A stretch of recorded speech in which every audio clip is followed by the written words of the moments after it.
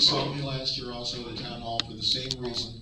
We're trying to get a increase in the cap of our film credit, which is now HB 2542. And for most normal people, they don't understand the difference in what you see on TV and what is actually shot in our state. Most people here believe that we have all these TV shows that must be shot in Seattle because they see Seattle scenery in all the TV shows. Truth be told, there's only one show on television right now that's being shot in our state, and that is Z Nation. Simply because we can't afford to offer and compete against other states that do the same thing. It used to be all TV was shot in the Northwest. Wondrous Washington had a lot. Well, back when we had northern exposures, and Redmond was one of the locations that was being used to shooting, we had the honey farm, and we didn't realize what we had. The Canadians saw what we had and came up with this great thing called the tax credit. And since those days, it pretty much has become the king, not just in Canada, anywhere you go. Tax credit is what drives the industry. Our neighbors to the east, Idaho is the only one in our area without any tax credit incentive. They don't have anything being shot there. And not to hog too much time, but as a person who's lived in Redmond for over 10 years and who's actually a filmmaker, a writer, and does post-production, and if I didn't get my name, it's Lee Dancy, I'm sorry I didn't do that at the beginning. You need the credits. Yeah, I'm concerned about the jobs that are created within this structure.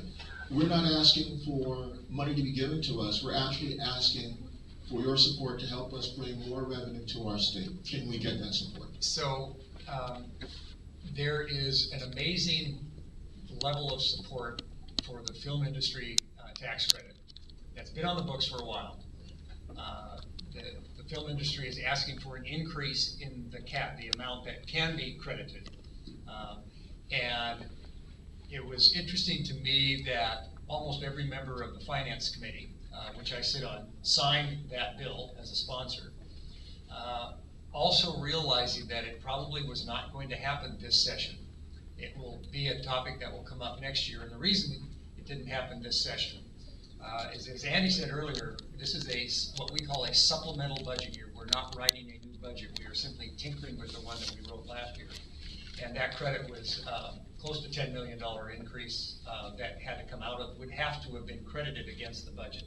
And we just couldn't find a way to justify a $10 million hit to the budget, even though all of us recognize that money will come back to us in the economic activity that the film industry brings.